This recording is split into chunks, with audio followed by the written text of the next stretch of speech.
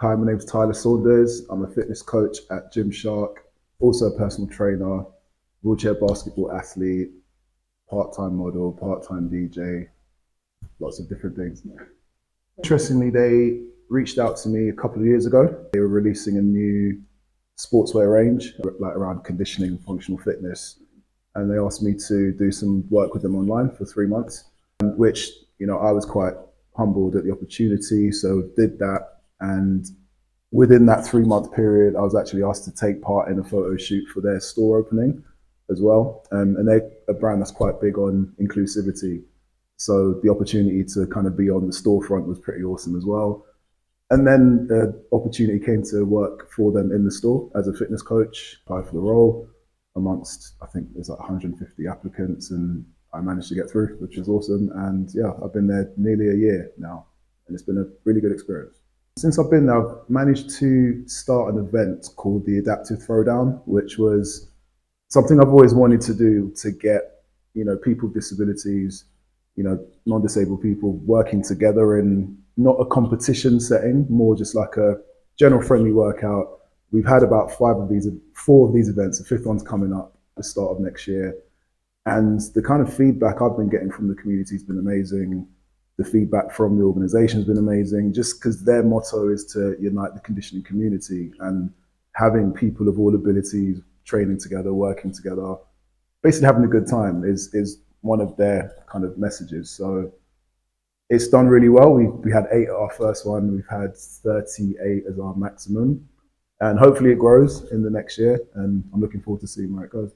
My disability, my journey. I was born with just one leg, so congenital hip defect, a birth defect, and I wore a prosthetic leg from as early as I could walk. And that was mainly just because I didn't know any better. As a child, you want to kind of blend in and be quote unquote normal.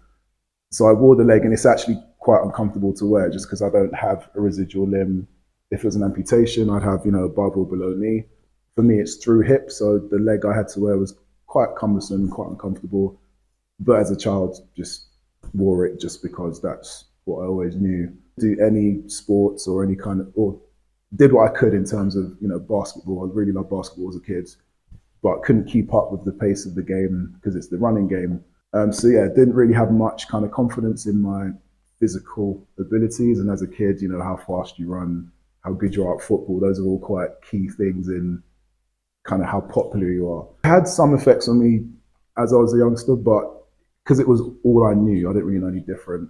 It's only when I got to kind of my later years, wore the leg less, just as an adult, you get a bit more comfortable in yourself. And that's where almost things kind of took off for me, where I started to get into sports. I played wheelchair basketball. That got me into a fitter and more active lifestyle. Then got a personal training qualification, which then kind of thrust me into the fitness industry, which I didn't really feel I had a place in.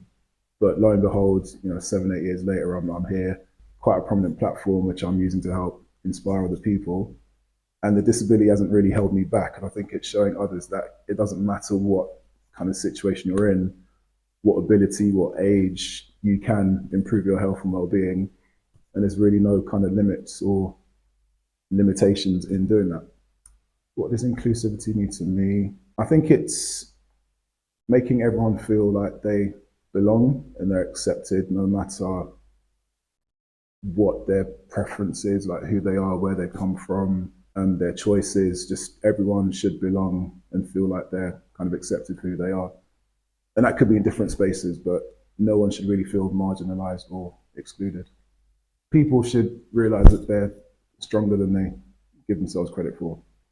A lot of limiting beliefs we have are kind of self-imposed. They're not really true. And I still battle with those limiting beliefs now from when I was, little Tyler, 4 or 5 years old. But sometimes it's kind of overcoming those and pushing yourself to prove that those things aren't true. And it might mean doing something that pushes you out of your comfort zone, kind of like me talking on camera. That wasn't always something that I was comfortable doing. But the more you do challenging things, the more you build that self-belief in yourself. And then you kind of quieten those voices of you're not good enough, something that I've always struggled with.